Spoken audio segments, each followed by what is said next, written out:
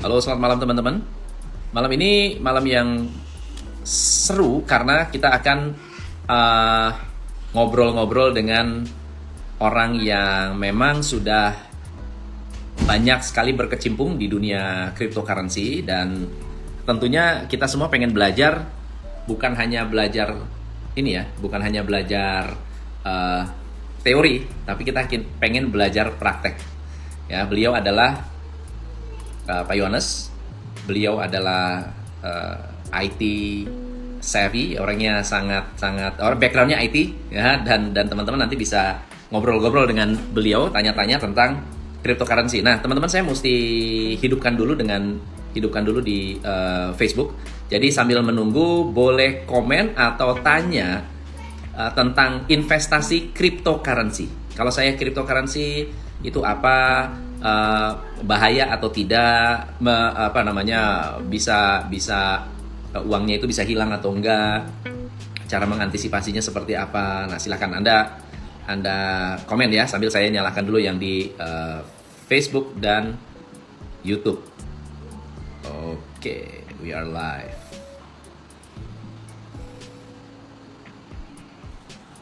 Mari kita cari di manakah. Halo, selamat malam teman-teman semua yang ada di Facebook, YouTube, dan di Facebook group TCI Business Community. Thank you and welcome. Selamat datang, thank you so much. Anda sudah hadir malam hari ini. Sudah banyak yang komen, sudah banyak yang nunggu bahas tentang kripto. Saya udah lama banget nggak bahas tentang kripto. Kenapa? Karena banyak hal yang tentunya berubah dari cryptocurrency, dan banyak sekali yang menurut saya perlu diupdate dari praktisi. Makanya hari ini saya mengundang Pak Yohanes untuk sharing tentang cryptocurrency. Oke, so sebentar ya, di sini Pak Yohanes belum masuk. Saya akan undang beliau di Facebook. Halo, Pak Yohanes, apa kabar? Welcome. Suara aman? Wah, thanks banget for joining. Pak, saya mau undang Bapak di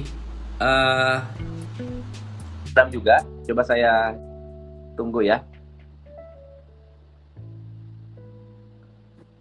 Ya, muncul. Okay. Teman-teman, kalau saya nanti nggak lihat ke sini, lihat ke sana, berarti kita sedang ngobrol di dua platform yang berbeda. Sehat-sehat, Pak? Sehat, Coach. Puji Tuhan, sehat. Siap. Apa kegiatannya nih saat ini? Apa yang lagi sibuk ngapain? Biasa, Coach. Lagi terus berinovasi. Karena kalau di dunia IT kan nggak ada habis-habisnya ya. Jadi kita coba untuk eksplorasi hal-hal baru. Jadi saya kenal Pak Yohanes ini, beliau adalah praktisi yang juga sangat concern di dunia cryptocurrency. Sebetulnya bukan hanya praktisi, tapi beliau mengerti teknologi di balik cryptocurrency. Orang IT ini, teman-teman. Beliau ini orang IT. Jadi jangan kaget kalau nanti beliau membahas banyak sekali hal-hal yang berbau teknologi. Dan menurut saya mengundang beliau karena beliau bukan hanya mengerti sisi cryptocurrency-nya, tapi sisi dalamnya cryptocurrency. Kenapa nggak kita explore bareng-bareng? Jadi buat teman-teman yang punya pertanyaan, mohon ditulis di komen. So, Pak Yohanes boleh cerita nggak sedikit tentang background Pak Yohanes, sejak kapan sih kenal dunia kripto? Oke, jadi memang saya pribadi mulai tertarik ya, Coach, untuk mempelajari tentang dunia blockchain, kemudian cryptocurrency ini dari sejak 2009. Jadi semenjak saya lihat ada white paper dari Bitcoin. Nah, jadi pada waktu itu kita sih masih mempelajari ya. Jadi ini masih jadi pertanyaan, ini sebenarnya apa sih yang berusaha untuk dibuat. Tapi kita sudah mulai tertarik. Kenapa? Karena si sang Satoshi Nakamoto ini dia berhasil menggabungkan konsep sebenarnya. Kalau secara teknologi sih sebenarnya yang dipakai adalah teknologi lama. Ya, jadi bahasa pemrogramannya pun bahasa lama. Betul. Dan blockchain sendiri sebenarnya sudah dipakai ya di dunia pemrograman, database itu juga udah lama. Nah, terus cara untuk membroadcast dari sistem itu pun juga menggunakan teknologi yang sudah lama. Nah, enkripsi kita juga udah kenal udah lama ya teknologi enkripsi. Tapi yang hebat adalah dia berhasil menggabungkan ketiga hal ini. Jadi teknologi blockchain, kemudian distributed ledger, sama enkripsi, hingga membuat sebuah sistem yang powerful. Ya, di mana sangat sulit untuk di-hack, ya. Terus kemudian juga semua orang bisa mengetahui ledger pembukuan, jadi nggak ada lagi yang ditutup-tutupin. Ya kan, dan semua itu transaksi bisa dilakukan tanpa ada mediator. Oke, saya supaya teman-teman nanti nggak lost ya. Kenapa penting dan kenapa powerful? Kenapa penting dan kenapa powerful blockchain ini? Oke, jadi kita tahu bahwa selama ini kan sistem finansial kita kan semuanya tercentralized ya. Ya. Jadi kita punya data keuangan itu kan tercentralized di sebuah bank. Nah, yang lebih besar dari bank kan ada bank sentral. Benar. Nah, terus ada lagi yang lebih besar lagi. Iya. Nah, dengan adanya teknologi ini kan sebenarnya ingin menciptakan, kita pengen nyoba nih sebenarnya. Bisa nggak sih kalau kita membuat sistem cash peer to peer, jadi peer to peer cash transfer system tanpa ada pihak ketiga. Ya, jadi tanpa ada sentral. Ya, nggak harus naruh di bank dulu gitu ya. Betul. Nah, jadi ini sebenarnya sebuah revolusi. Ya. Ya, kita tahu lah apa arti kata revolusi ya. Benar. Ya, jadi sebenarnya sebuah revolusi, betul. Ini sebuah revolusi. Mungkin juga makanya yang namanya Satoshi Nakamoto, dia nggak berani muncul. Kenapa? Karena pada saat itu kan dia juga nggak tahu nih sebenarnya responnya masyarakat bagaimana, responnya dari pemerintah bagaimana, kan dia juga masih belum tahu gitu loh. Jadi makanya ya lebih baik dia menjadi the man behind the screen lah. Right. Dan dia membuat teknologi ini secara open source supaya apa nantinya kemudian hari dia tidak perlu involve pun ada orang-orang lain yang bisa mengembangkan dari teknologi ini. Oke.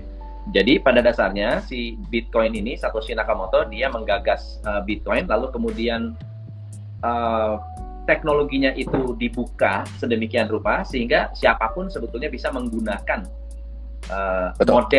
model apa tuh kalau di dunia teknologi apa tuh namanya? Ya mengcopy kita sih bilangnya lebih ke open source ya. Jadi semua orang bisa mengakses, semua orang bisa bersama-sama mungkin memodifikasi, merubah. Nah, jadi kita sih lebih bilangnya open source. Oke. Nah, dari pengalaman, jadi cerita background IT-nya tuh di mana? Cerita background IT-nya tuh di mana? Ya, jadi memang kalau IT ini saya lebih ke hobi, coach. Ya, jadi lebih ke hobi. Nah, jadi dan terutama mulai saya dalami itu semenjak saya di Jerman. Oke. Ya, jadi saya dalami ya kan di Jerman, terus kemudian pulang. Nah, tahun 2016 itu karena saya sudah tidak lagi bekerja di perusahaan yang konvensional ya kalau kita bilang ya mungkin. Ya, jadi saya mulai menekuni lah, mulai menggiatkan hobi IT ini. Oke. Jadi bikin perusahaan, ya. Oke. Nah, boleh tahu nggak kalau Bitcoin ini open source, berarti banyak orang yang bisa menciptakan aset kripto seperti Bitcoin, betul ya?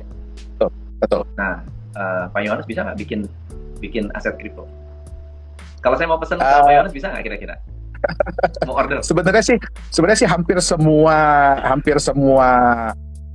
praktisi IT saya rasa bisa ya untuk membuat sistem seperti Bitcoin ini. Ya, jadi memang betul. Jadi memang tahun 2017 itu kita sendiri kan itu lagi heboh-hebohnya ya kripto ya. Iya. Jadi kita pada waktu itu juga banyak didekatin oleh kelompok orang atau perusahaan yang ingin membuat cryptocurrency, membuat crypto aset. Oke. Nah, ya. Saya agak sedikit lompat ya, Pak Yohanes ya, karena ada beberapa yang tanya, karena kita akan masuk ke karena background-nya itu IT punya kemampuan untuk melihat aset kripto dari dalam, gitu kan ya. Kira-kira apa sih koin-koin yang bagus untuk kita invest? Atau ada nggak bukti bahwa kripto itu bisa bikin kaya? Itu pertanyaan. Oh, ada banget, Mas. Ada ya? Bisa. Kita bisa kaya dari aset kripto. Ya, tapi ya kita harus tahu dulu di apa yang ingin kita capai. Oke. Ya, apakah kita ini ingin mencari keuntungan jangka pendek atau jangka panjang? Ya. Nah, itu dia. Kalau jangka pendek ya biasanya kan kita bisa trading di aset kripto yang sudah ada di market. Ya. Ya, jadi kita trading. Tapi harus siap nih dengan volatilitas harga. Yang kita tahu kan volatilitas harga kripto aset itu kadang-kadang nyeremin. Benar. Ya, seringnya tuh nyeremin. Ya. Dalam waktu sekian detik, sekian menit, sekian jam bisa berubah dan naik turunnya itu tinggi banget. Ya. Tapi ya volatilitas ini bukan berarti negatif. Kalau bagi trader yang udah paham cara trading, wah ini menyenangkan ini, ya kan? Nah, tapi ya buat kebanyakan kan kita lihat sekarang ini mulai banyak orang yang ikut tren di aset kripto. I see. Nah, sayangnya volatilitas ini buat yang ikut-ikutan ini bisa berakibat negatif. Benar. Gitu dia.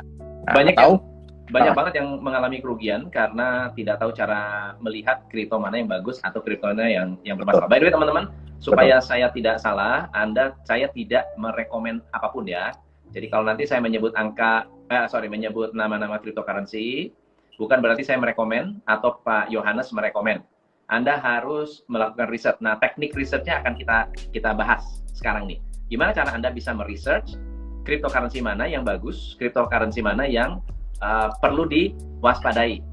Karena bisa jadi tidak nipu sih, cuma harganya nggak naik-naik aja atau nggak liquid gitu.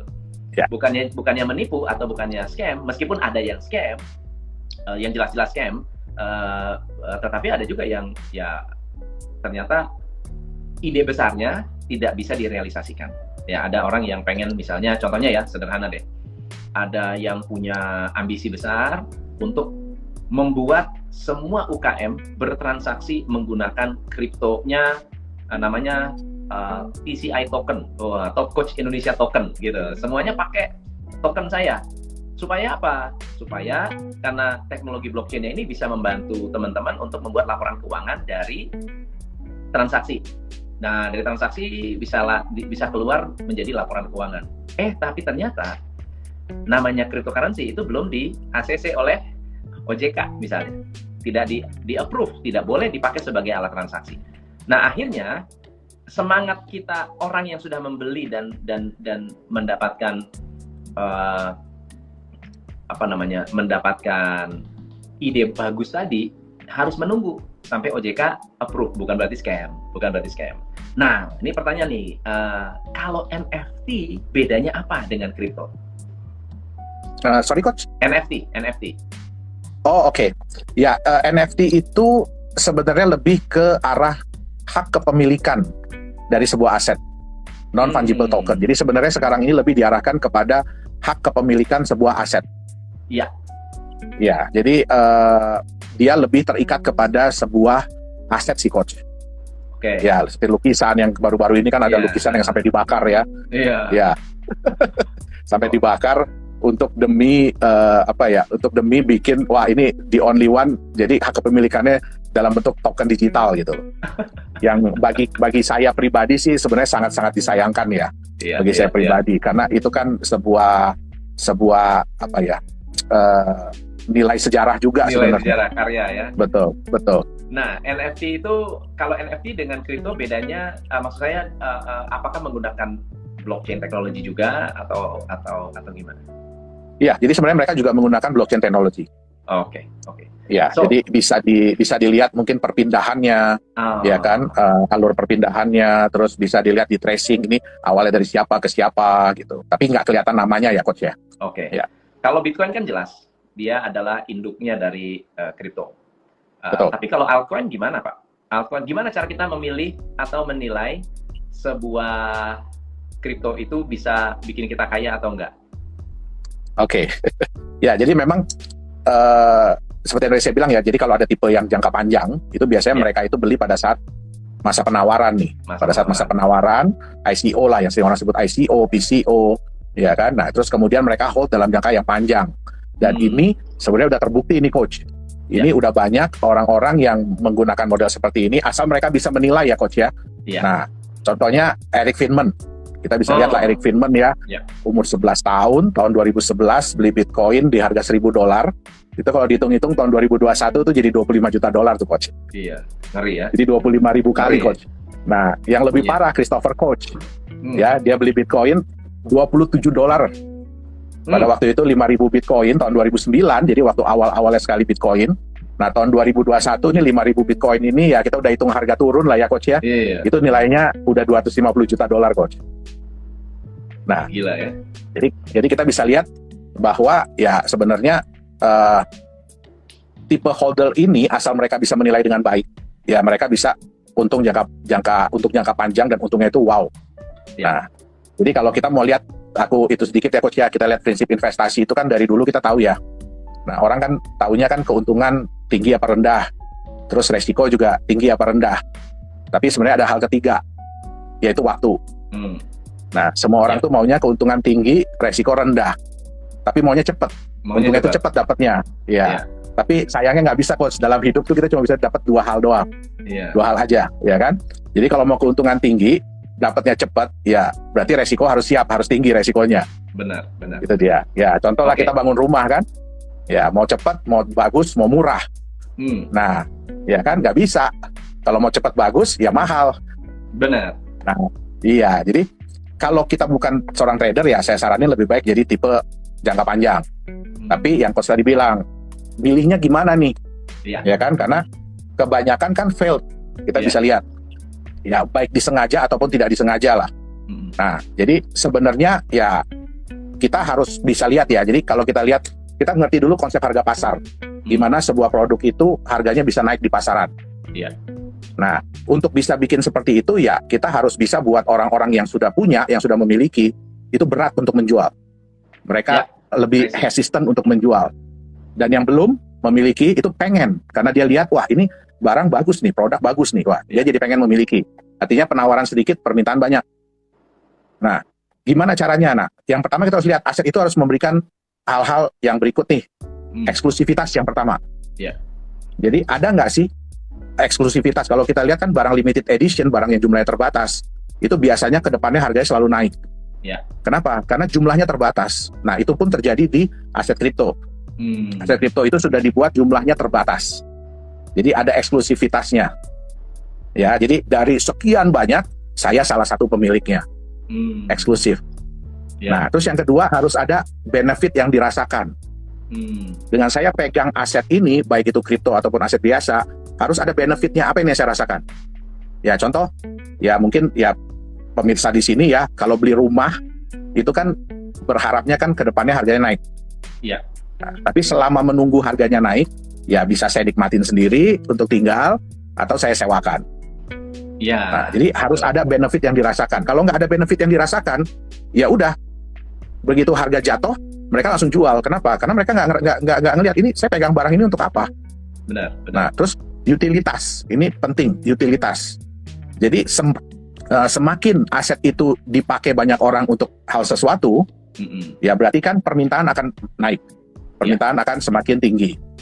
Ya, nah, tapi utilitas ini harus dilihat. Jadi gini, banyak yang sudah bilang bahwa nanti kita akan dipakai untuk ini, untuk ini, untuk ini, untuk ini, tapi belum bisa dibuktikan. Contoh yang Coach bilang tadi, sorry Coach ya mudah-mudahan nanti TCI bisa punya token ya. Nah, nanti bisa dipakai tuh. Iya, bisa dipakai untuk apa? Untuk ikut coaching. Mungkin dapat diskon. Ya, nggak boleh Coach. Buat apa pembayaran nggak boleh Coach ya. Buat transaksi nggak boleh ya. Tapi mungkin bisa untuk mendapatkan diskon. Ya kan? Bisa untuk dapat untuk dapat special offer atau dapat tambahan paket atau lain-lain. Ya kan? Nah, tapi utilitasnya harus dilihat. Ya, utilitas ini kan diharapkan dari sebuah aset kripto itu kan ujung-ujungnya adalah untuk pembayaran. Betul. Nah, tapi ini sangat penting kalau orang belum melihat eksklusivitas sama benefit ini, ya kan, tentu saja mereka kan panic selling atau panic buying. Kalau harga naik, harga turun. Nah, semakin mereka panic selling dan panic buying, itu yang membuat volatilitas kan semakin tinggi, Coach. Karena adanya panic selling dan panic buying, ya kan? Nah, kripto itu memang orang bisa melihat eksklusivitasnya, benefitnya, ya kan? Orang akan lebih berat untuk menjual, dan yang belum punya pengen membeli. Jadi itu harga pasti akan lebih stabil dan kecenderungannya pasti akan meningkat karena orang semakin lama akan ngelihat benefit apa yang saya dapatkan. Oke. Nah, otomatis utilitas itu pasti akan terbentuk dengan sendirinya. Oke. Contoh custom misalkan ada yang mau bayar custom, saya mau ikut training custom, mungkin bukan di Indonesia ya, mungkin di negara lain, saya mau bayar pakai Bitcoin custom, ya kan? Atau bayar pakai Ethereum atau bayar yang lain. Begitu custom terima hari ini mungkin ya anggaplah kita bilang 700 juta ya. Iya. Nah, tapi kan bisa terjadi dalam waktu sekian jam mungkin turun nih jadi 650 juta. Nah, hancur. Jadi hancur kan? Nah, custom kan agak sedih juga ya. Iya. Belum sempat jual, belum sempat apa, harganya udah jatuh. Nah, kita bisa bayangkan kalau ini terjadi di dunia industri, di mana ada pihak ketiga, ada supplier, ada yang lain-lain. Nah, belum tentu mereka mau menerima itu. Ya. Jadi, memang harus pembuktian dulu dari sebuah aset kripto itu, dia bisa menciptakan harga yang stabil. Bukan berarti nggak bisa naik turun ya, apapun bisa naik turun. Tapi lebih stabil dengan kecenderungannya meningkat. Nah, ini pasti akan membuat utilitas. Nah, yang terakhir, yang lebih penting itu adalah global acceptance. Ini yang penting nih, Coach. Iya. Ya. Harus bisa diterima oleh orang banyak. Maksudnya apa? Kita paling gampang gini, Coach. Kita pelajari aja konsep bisnis mereka. Kita pelajari white paper mereka. Kalau kita mudah mengerti konsep yang mereka jabarkan, semakin mudah kita mengerti, semakin kita merasa bahwa ini masuk di akal, berarti semakin banyak orang akan menilai hal yang sama. Iya. Berarti akan semakin banyak orang yang, oh oke, ini make sense, ini masuk di akal, oke, boleh deh, ya kan? Nah, karena apa? Di dunia aset kripto juga harus hati-hati, Coach. Karena apa? Karena ada yang namanya, if you cannot convince people, confuse them. Kalau kamu nggak bisa ngeyakinin orang, bikin mereka bingung. Iya. Ya. Nah, kebanyakan apa? Ngomongin aja teknologinya semua. Benar. Padahal yang ngerti teknologi kan juga nggak banyak, Coach. Ya kan? Nah, jadi itu yang harus hati-hati. Jadi pelajari mereka punya konsep bisnis. Keren. Ada pertanyaan bagus nih. Kalau Bitcoin utilitasnya apa ya? Ya, kalau Bitcoin itu memang karena yang tadi Coach ya, dia udah mother of coin. Mungkin bukan mother malah ya, udah grandmother of coin, of crypto asset. Ya, jadi sebenarnya sekarang ini sudah mulai banyak dipakai untuk alat pembayaran. Ya, sudah banyak dipakai untuk transaksi. Ya, sudah mulai banyak orang yang mulai menyimpan untuk menjaga nilai untuk sebagai aset, betul, untuk long term aset. Nah, kalau Bitcoin ya kita udah bisa bilang itu adalah proven ya. Kenapa? Karena dia sudah berjalan dengan waktu, ya kan? Dia juga yang pertama. Ya, jadi relatively lebih aman, tapi bukan berarti dia tidak bisa tidak bisa dimanipulasi oleh market. Ya, ini juga bagus nih. Kita tahu ya, Coach ya. Ada analogi yang bagus nih dari AC889. Kalau ke tempat permainan game anak-anak, ya, rupiah nggak berlaku, Pak.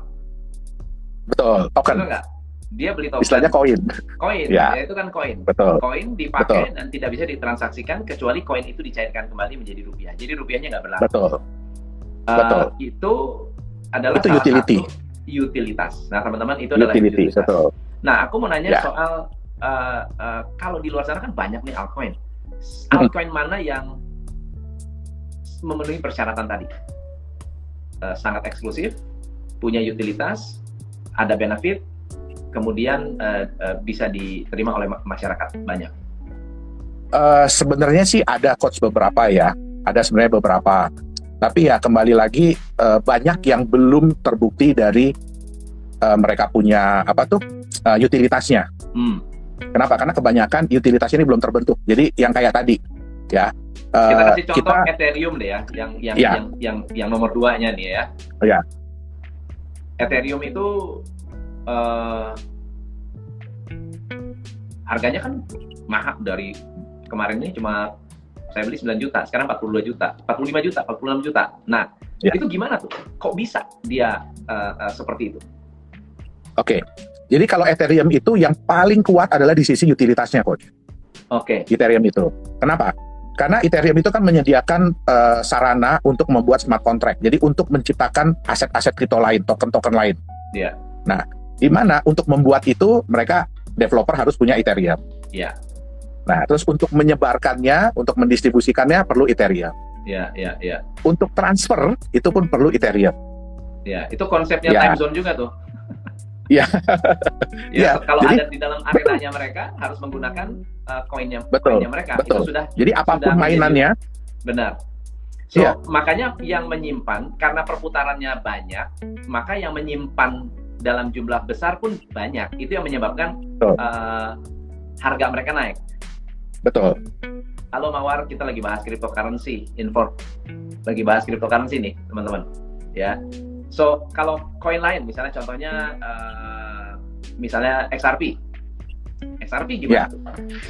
Kalau XRP kita lebih melihat, jadi gini, kekuatannya tuh ada di developer.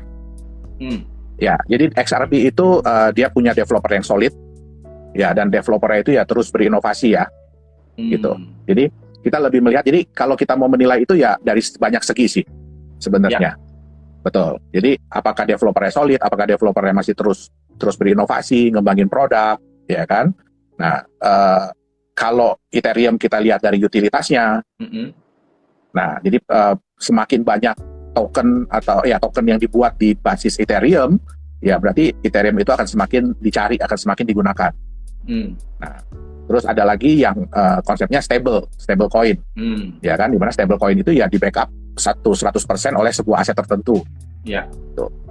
Ya, jadi semua itu kita bisa lihat dari banyak sisi sih, Coach. Mana yang lebih diangkat oleh developernya. Ya, oke. Halo Melody, kita lagi bahas cryptocurrency nih, teman-teman. Ya, membahas apa sih sebetulnya cryptocurrency dan mengapa cryptocurrency ini penting untuk dikenali oleh kita.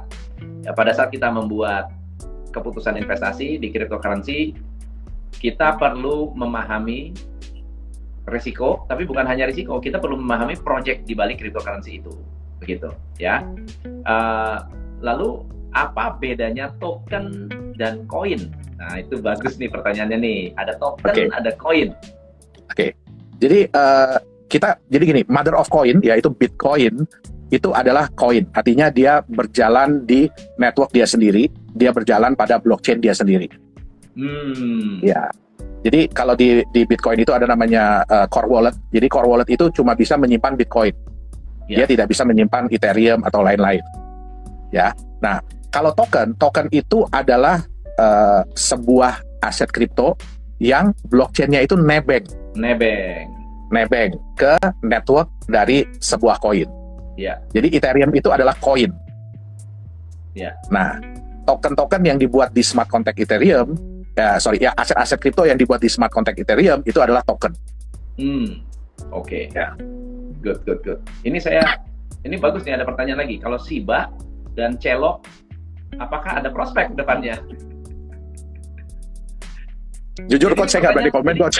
Nah, justru jadi gini, ini sebetulnya pertanyaan yang salah, teman-teman. Ini adalah pertanyaan yang salah. Karena apa? Karena kita mencoba untuk mendapatkan shortcut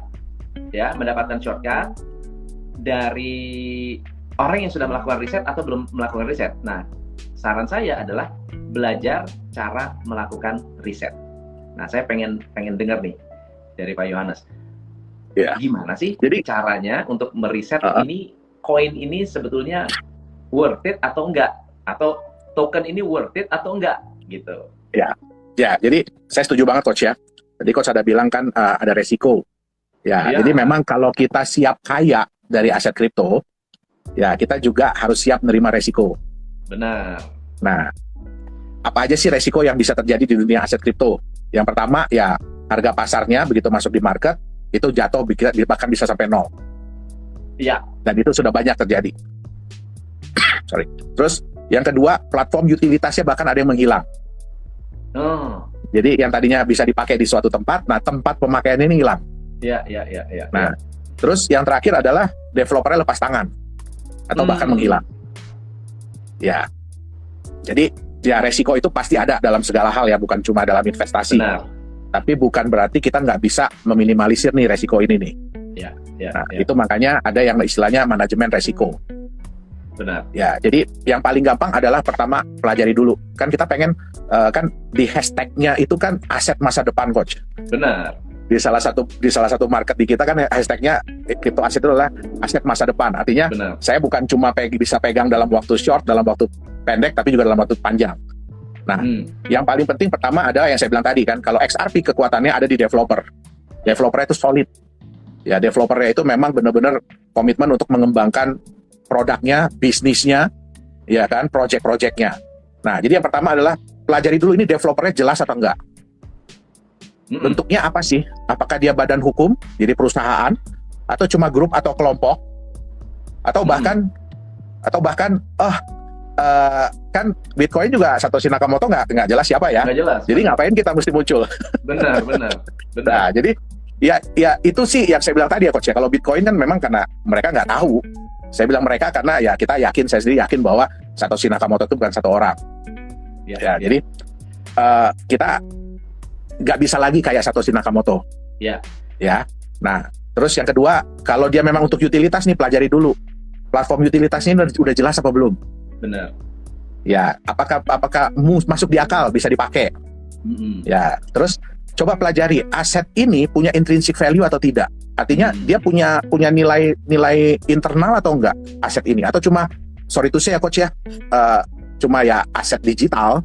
Iya. Gitu loh. Nah, dan di mana harganya tuh nanti lebih didominasi sama kepercayaan. Jadi kalau kepercayaan market turun, harganya bisa jatuh. Kepercayaan naik, harganya naik, ya kan? Nah, terus yang paling penting adalah hindari aset kripto yang memberikan konsep bisnis yang tidak masuk di akal. Iya. Contoh, nanti bisa dipakai untuk pembayaran di Indonesia. Contohnya bisa dipakai untuk bayar tol, bisa dipakai untuk isi bensin, bisa dipakai untuk apa? Ya. Jadi ini money kita gitu. kita udah bisa bilang. Nah, kita udah bisa bilang di Indonesia nggak boleh. Iya. Gitu loh, di Indonesia nggak boleh. Nah, atau yang memberikan ya janji yang muluk-muluk lah, yang terlalu yang terlalu luar biasa. Terus banyak gini. Kan kita udah tahu ya, coach ya, ada beberapa aset kripto dengan konsep bisnis yang ternyata fail, ternyata gagal. Tapi itu terus di-copy oleh developer lain, terus ditiru oleh developer lain. Nah, kalau yang pertama aja udah terbukti gagal, bagaimana dengan yang selanjutnya? Oke. Ya, yang terakhir, yang paling parah ya scam. Ya, scam karena memang udah niat dari awal sih scam. Betul, ya, betul. Pak Yonas, ceritain dong tentang Polkadot. Apa yang unik dari Polkadot tuh? Sorry coach, aku belum terlalu pelajari tentang Polkadot tuh. Nah, jadi ada banyak koin-koin yang entah berantah ya, dia naik dengan cepat. Oke. Jadi kalau aku lihat ini Polkadot ini, Polkadot ini lebih ke cross chain. Jadi ya lebih ke cross chain. Ya, jadi sebenarnya bagus sih, coach. Secara sistem sih dia bagus. Jadi ini konsep baru atau konsep baru, atau ini adalah salah satu bentuk utilitas. Sehingga membuat dia harganya luar biasa, cepat banget naiknya. Betul. Jadi ya memang kan sekarang ini problem di dunia aset kripto ini kan kalau kita mau mengubah aset ya, terutama yang koin nih, karena koin ini kan berdiri di blockchain masing-masing nih. Benar. Ya kan? Dia berdiri di blockchain masing-masing. Nah, salah satu problemnya adalah kan kalau kita mau bertransaksi, itu kan harus lewat exchanger, harus lewat market. Nah, beberapa orang tuh agak mengkhawatirkan market ini. Kenapa? Karena kita sering dengar kita dengar beberapa kali kan market di-hack, market di apa gitu. Jadi muncullah inisiatif untuk bikin cross chain ini. Jadi bagaimana sebuah aset kripto yang berbeda blockchain-nya bisa saling ditukarkan. Itu dia. Jadi makanya gini, konsep itu penting. Exchange-nya kripto gitu ya? Betul. Jadi cross chain itu teman-teman seperti apa namanya, kayak money changer, karena dia bisa cross blockchain, sehingga bisa mengoperasikan networknya blockchain di dalam networknya Polkadot gitu ya? Betul. Oke. Ya makanya jadi ya kalau saya pakai sendiri Utilitasnya saya tinggi. nggak mampu. Saya ya udah pakai Polkadot, dia bisa pakai begitu banyak.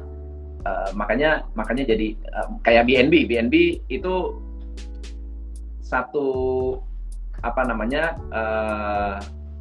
satu aset kripto yang dimiliki oleh exchange, ya exchanger gitu. Ya. Jadi dia udah menyediakan utility-nya nanti di mana? Jadi udah pasti akan dipakai, harus lewat itu dulu. Ya, jadi cara permainannya begitu. Ya kayak main di time zone, harus beli koin dulu baru bisa main. Kayak BNB, ya BNB dulu baru bisa main. Ini yang akan itu yang akan membuat koin itu menjadi ada utilitasnya. So, teman-teman, ini ada pertanyaan nggak? Ada pertanyaan nggak? So, tadi ada penjelasan banyak mengenai cara teman-teman melihat, meriset, kemudian memahami. Berarti harus ada common sense-nya kita. Kita harus punya kayak apa ya?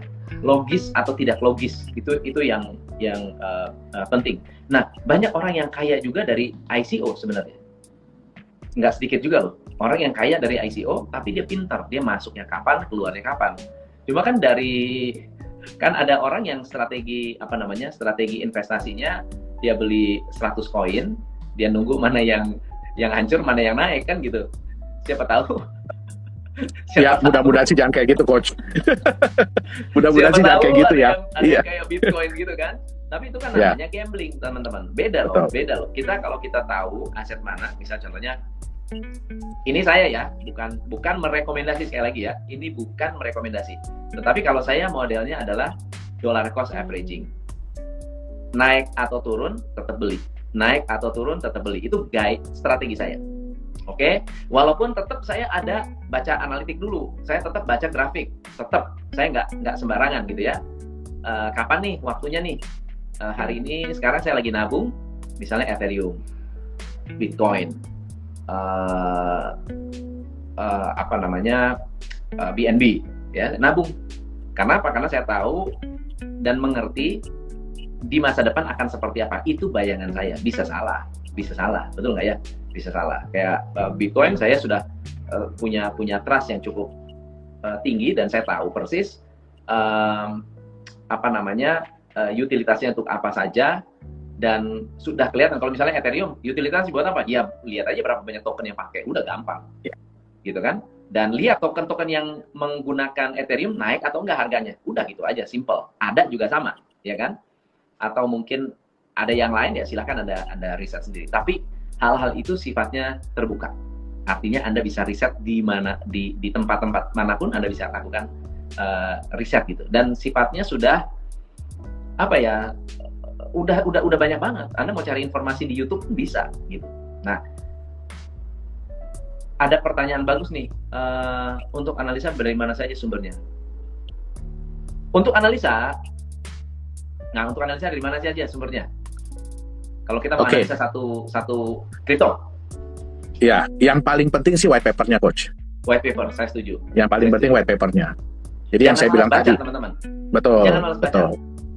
White paper, di dalam white paper itu, kalau Anda baca ulang-ulang, kalau nggak ngerti ulang-ulang, kita bakal menemukan begitu banyak informasi yang sifatnya logis atau tidak logis. Ambil satu contoh. Ada sebuah platform, ada sebuah cryptocurrency yang katanya akan menjadi alat transaksi untuk beli kopi. Bisa nanti tuh kita ke Starbucks beli kopi pakai mesin edisi. Jadi ada mesin edisinya. Jadi Anda bisa gunakan handphone Anda, tap, kepotong tuh koinnya. Oke? Lalu kemudian pertanyaan saya adalah, bagus apa enggak? Idenya bagus nggak? Kita nggak bicara soal utilitas sudah dipakai atau belum. Ini belum ada belum ada barangnya nih. Idenya bagus nggak? Bagus banget. Kenapa? Berapa jumlah coffee shop di Indonesia? Kalau di Indonesia, kalau di dunia berapa? Terus kalau satu orang pegang koin tersebut, ada berapa banyak penduduk dunia? Ya, kalau dihitung-hitung seperti itu kesannya logis. Tapi kemudian kita bertanya, apakah coffee shop diperbolehkan membayar menggunakan koin tersebut atau menggunakan cryptocurrency. Apalagi nama cryptocurrency sudah apa ya, menjadi sebuah momok buat perbankan, teman-teman. Bank itu takut sekali dengan cryptocurrency. Kenapa? Karena peer-to-peer sistemnya membuat kita tidak membutuhkan bank. Saya di Australia ada properti, dan waktu itu kita lagi mau renovasi properti, ngobrol-ngobrol sama agent properti di sana, di Australia. Mereka cerita, wah gila ya, waktu China belum ban Bitcoin, exchanger di China kan Bitcoin lagi di beberapa kali disikat tuh, ya, disikat. Nah waktu belum di ban, apa yang terjadi begini, orang beli Bitcoin di China, lalu kemudian beli propertinya pakai Bitcoin di Australia. Coba Anda bayangkan, satu, transaksinya murah banget, ya, biaya transfernya murah, bener nggak? Peer to peer, tidak lewat bank sentral, nggak tahu harus bayar pajak apa enggak, ya kan? Namanya siapa? Tidak ada tidak ada data, tidak bisa di-trace, sekali, ya, nggak ada nama. Ya. Nah, akhirnya apa? Mulai bingung nih, kok bisa ya uang berpindah dengan sangat mudah? Itu bahayanya kalau nggak ada pengawasan dari bank sentral. Tiba-tiba kok orang kayak mendadak, duitnya dari mana? Dicari tahu, oh ternyata jual properti, uangnya dari mana? Bitcoin. Nah, udah, gitu kan. Belum lagi yang, kalau itu yang legal bisa ketahuan, yang ilegal gimana? Barang-barang ilegal. Ya, money laundry gimana? Beli senjata gitu, pakai Bitcoin mungkin. Nah, kita kan nggak tahu, tapi sangat memungkinkan hal ini bisa menyebabkan aset kripto itu bisa menjadi berkembang. Nah, begitu teman-teman. Wah, Pak Sukamto, halo. Miner kripto di-ban oleh China. Betul. Coach dulu pernah bahas BCH, menurut Coach ke depannya gimana? Bitcoin Cash gimana tuh? Adiknya Bitcoin. Sebenarnya sih gini Coach ya, jadi banyak yang berusaha untuk mengikuti jejak dari Bitcoin. Makanya kan Bitcoin itu udah beberapa kali di forking ya, Forking ya, apa sih? Forking itu jadi mereka berusaha untuk membuat chain baru dari Bitcoin. Makanya ada Bitcoin Gold, ya kan, Bitcoin Cash. Nah, betul. Jadi itu adalah anakan dari Bitcoin. Nah, itu biasanya yang membuat itu adalah miners. Jadi karena kita tahu ya kemarin itu kan mining udah agak-agak berat ya untuk Bitcoin ya, karena persaingannya semakin lama semakin tinggi. Ya. Nah, jadi para miners ini ya berusaha untuk membuat anakan dari Bitcoin-nya. Ya, jadi ya itulah muncul yang Bitcoin lain. Ya.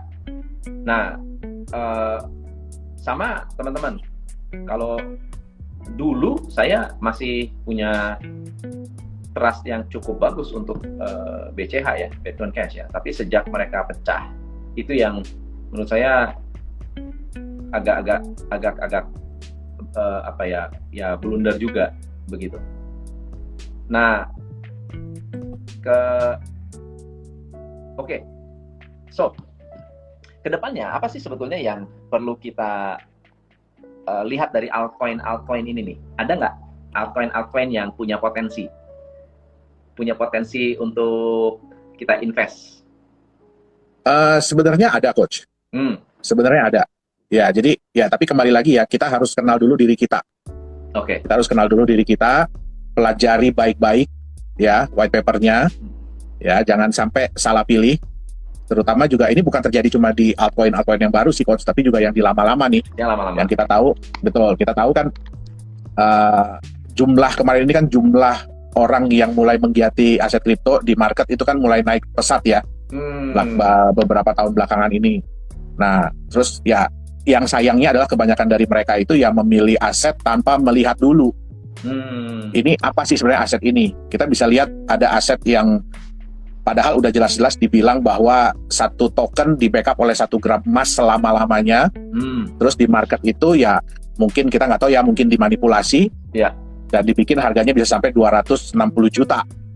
Jadi 1 gram emas itu senilai 260 juta. Tapi ya itu nggak mungkin bertahan lama karena orang akan sadar bahwa ini apa sih sebenarnya gitu loh. Iya, orang akan mulai meneliti. Nah sekarang harganya ya kalau namanya aset di backup 1 gram emas, masa orang mau beli di 2 juta kan gitu normalnya ya logiknya. Benar. Nah pertanyaannya sekarang, ada nggak yang nyangkut terus di angka 260 juta itu? Pasti ada. Pasti ada. Karena nilai market itu terjadi karena ada pembeli. Benar. Di harga itu. Kalau tidak ada pembeli di harga itu, nggak mungkin terjadi harga market, nilai market. Nah, pertanyaannya, mungkin nggak token ini bisa balik lagi ke harga 260 juta? Berat, berarti ya? kita harus berharap ya marketnya ini terbentuk kembali, bukan, percaya lagi. Bukan. Kita harus berharap, kan orang udah mulai meneliti nih coach, ini apa ini token kan? Kok bisa sampai 260 juta? Nah, berarti kita berharap harga market emas nantinya bisa 1 gram 260 juta, supaya token ini pun nilai satu tokennya bisa 260 juta kan gitu. Iya. Jadi kembali lagi, untuk altcoin ini memang karena banyak sekali bermunculan, ya kita teliti deh. Kita baca dulu deh, jangan keburu-buru, ya jangan kesusu kalau orang bilang untuk beli kripto. Ya, jadi satu hal sih yang buat saya sedih itu waktu saya sarapan, saya makan, terus tiba-tiba ada anak-anak muda ya. Jadi ada anak-anak muda mungkin masih kuliah semester awal. Saya dengar mereka, kripto kan lagi ngehits nih. Yuk kita beli aja 10 biji, 10 macam. Syukur-syukur kalau satu jadi gitu kan. Syukur-syukur kalau satu berhasil. Ya, kalau menurut saya sih sedih ya coach ya. Kenapa? Karena ini kan teknologi yang sangat bagus sebenarnya. Ini kan adalah sebuah inovasi. Ya, ini sebenarnya bisa dijadikan aset.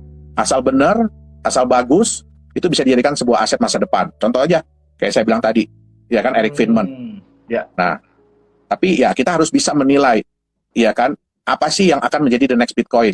Bitcoin yang saya bilang tadi di awal adalah dia berhasil menciptakan sebuah konsep. Benar. Yang luar biasa. Jadi kita jangan cuma ngelihat teknologi, ya karena ya jujur nggak semua orang bisa paham tentang teknologinya pasti.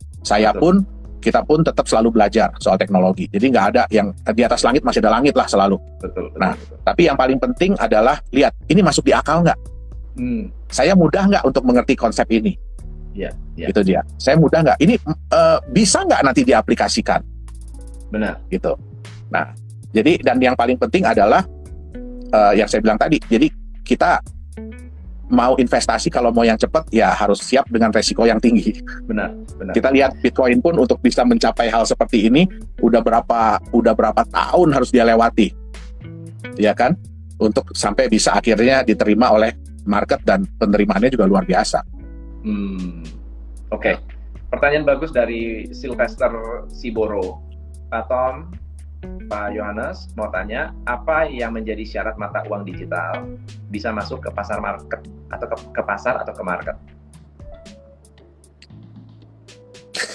Jadi berbeda-beda Coach Tom, tergantung dari marketnya, terus tergantung dari regulasinya sebenarnya.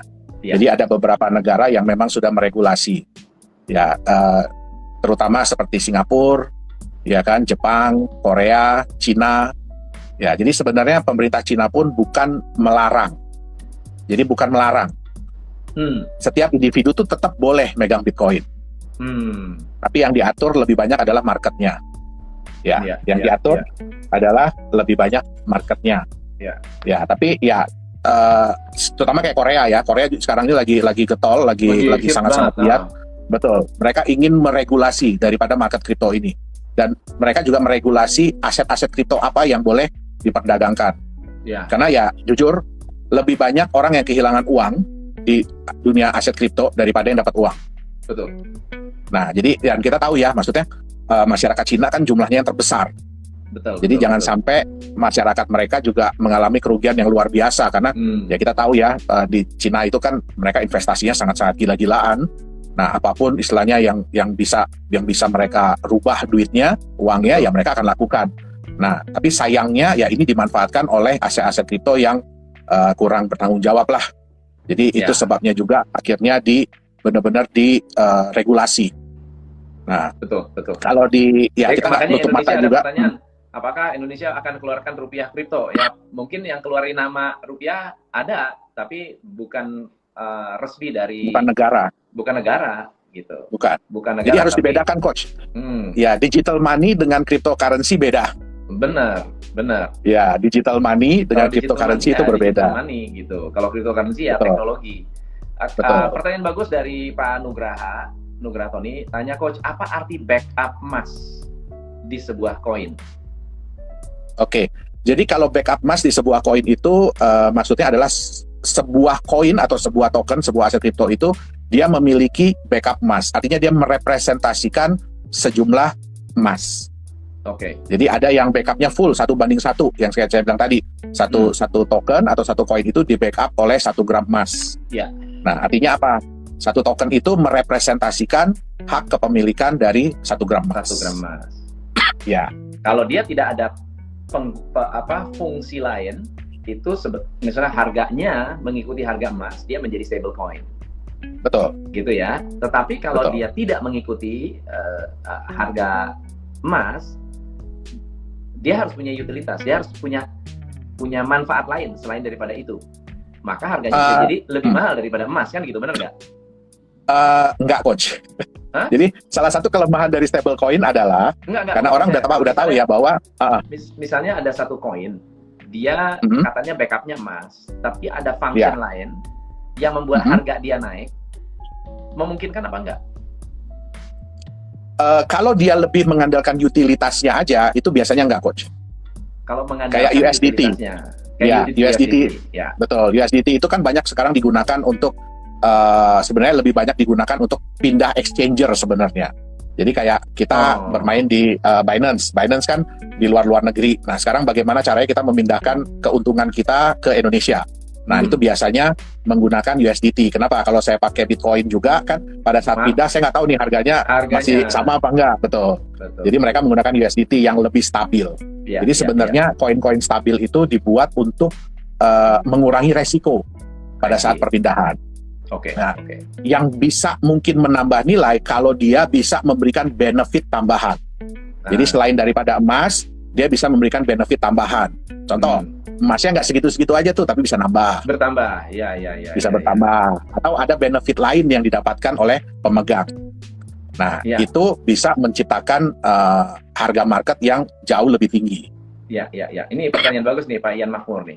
Pak Tom kan tadinya ada koin yang di backup oleh emas, tapi apakah ada koin yang di backup emas, tapi emasnya bisa bertambah? Nah, itu tadi benefit itu ya. Yang membuat emasnya bisa bertambah. Betul. Berarti ada reason kenapa harganya naik atau kenapa jadi aset itu menjadi valuable. Kenapa orang nggak percaya Bitcoin? Karena kan nggak bisa lihat, nggak tahu. Kalau yang ngerti teknologi mungkin bisa mengerti. Wah, ini powerful banget nih, susah dihack gitu ya. Nggak bisa kita nggak bisa ganti angka, nggak sembarangan gitu. Harus dikonfirm ke sekian banyak network, value-nya harus disetujui. Harus disetujui oleh para miners. Kalau enggak ya nggak bisa. Nah, akhirnya membuat Bitcoin itu solid begitu ya. Solid, udah autopilot ya. Kalau mining di Ethereum masih untung nggak? Sebenarnya sih masih, Coach. Masih ya? Sebenarnya sih masih. Karena ya jujur juga agak menurun ya sekarang ya. Jadi mining power di Bitcoin, di Ethereum itu agak menurun. Jadi persaingan agak sedikit menurun. Gitu ya. Jadi sebenarnya, dan terutama harganya lagi bagus. Iya. Ya, saya sendiri juga mining dari sejak 2011 Bitcoin. Ya, jadi harganya lagi bagus. Jadi kita ya masih bisa profit lah dari mining. Tapi butuh modal yang cukup tinggi kalau sekarang. Kalau sekarang ya? Ya, kita butuh modal yang sangat tinggi malah. Oke. Ya. Teman-teman, luar biasa. Pak Yonas, thank you banget. Banyak banget insight-nya. By the way, nanti kita boleh dibahas-bahas tentang ciri-ciri ICO scam ya, karena kita belum sempat ngobrol tadi itu.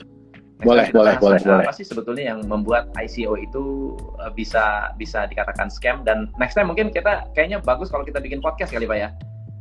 Boleh, Coach. Boleh ya. Dengan senang hati. Kita ngobrol-ngobrol langsung ngobrolin soal yang lebih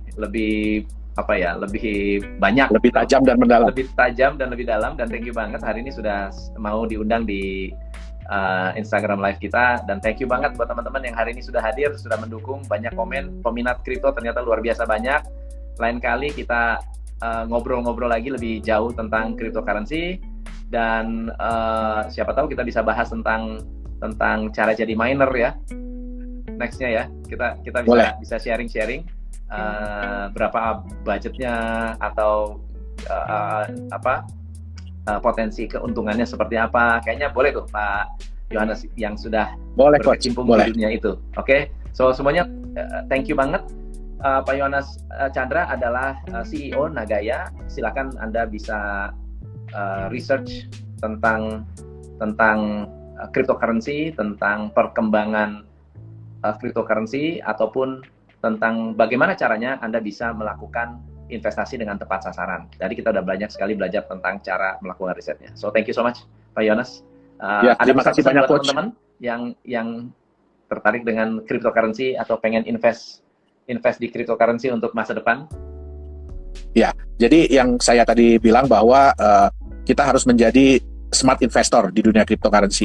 Bukan berarti kita bukan berarti terus dunia cryptocurrency itu kejam atau apa. Tapi ya kalau kita memahami, kita bisa membaca, kita bisa mengerti tentang konsep sebuah kripto, kita bisa lihat keunggulannya apa. Nah, terus ya yang paling penting adalah pakai sense, make sense. Jadi kita harus pakai, betul, kita harus, kalau kita mengerti, baru kita ikut berkecimpung. Jadi jangan cuma ikut berkecimpung karena ngelihat tren, ya kan, ngelihat wah ini lagi heboh cryptocurrency, tapi kita nggak tahu apa-apa. Nah, terus ya kita mau jadikan aset kripto ini aset masa depan. Ya. Jadi tolong jangan dijadikan sebagai aset spekulasi. Nah, saya setuju banget. Ya, uangnya, maksudnya konsepnya bagus, tapi dicemari oleh banyak orang yang memanfaatkan ini menjadi sebuah scam. Ya, tapi juga kalau tidak ada peran serta dari pembelinya juga scam itu harusnya nggak ada, betul nggak? Betul, karena betul. si pembelinya ini juga pada pengen untung cepat gitu. Itulah yang menyebabkan para pemain MLM, waduh luar biasa, money game ya, bukan MLM yang bener ya, tapi nggak ada produknya gitu ya. So thank you sekali, makasih banyak teman-teman yang ada di Instagram. Thank you banget Coach Tom. Thank you. Saya langsung thank you semuanya. Di TV buat yang mau lihat reviewnya. Thank you so much. Good job.